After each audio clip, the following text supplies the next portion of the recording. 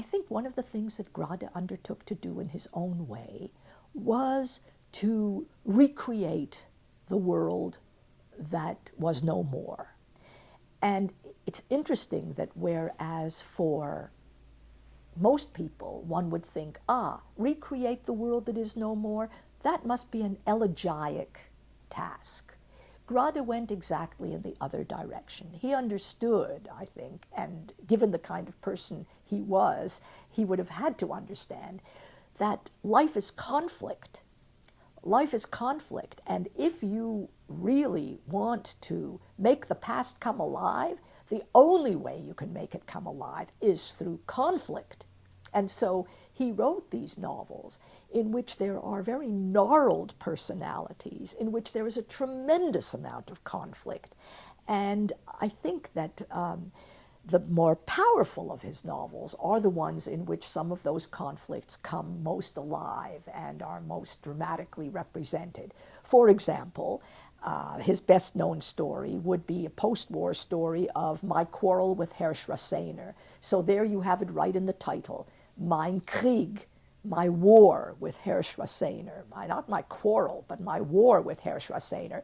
And in a few lines, he evokes for us that this quarrel with Herr Schrassener, who was a member of the same yeshiva, Musar yeshiva, in which he, Chaim Grade, had studied, his quarrel goes back to their beginnings of their friendship, because each represented for the other the danger.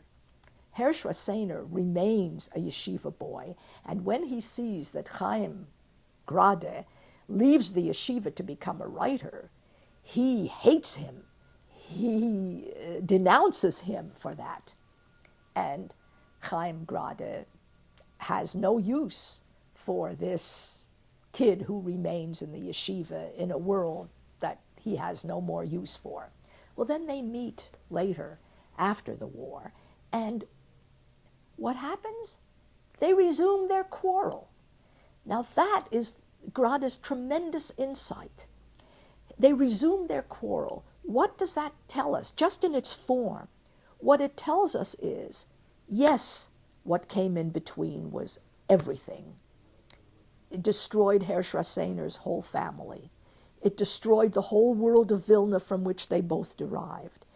It destroyed Chaim Grade's family. They will never be the same again. They meet in Paris. They will never be back to where they were again. But nothing could change the nature of that quarrel. And it's the quarrel that keeps them engaged with one another. And it's the quarrel that remains the quarrel in modern Jewish life. Which way should it go? And in a sense, it says that experience, which you think was the experience, which was the chasm that stands between everything that was and everything that is, in the story is eclipsed, right? Yes, the chasm is there, but it is eclipsed because the quarrel picks up basically where it left off. And it becomes, of course, much more intense, now contains within itself the experience of these two men, but the experience of each of them has been felt according to who he was before the war.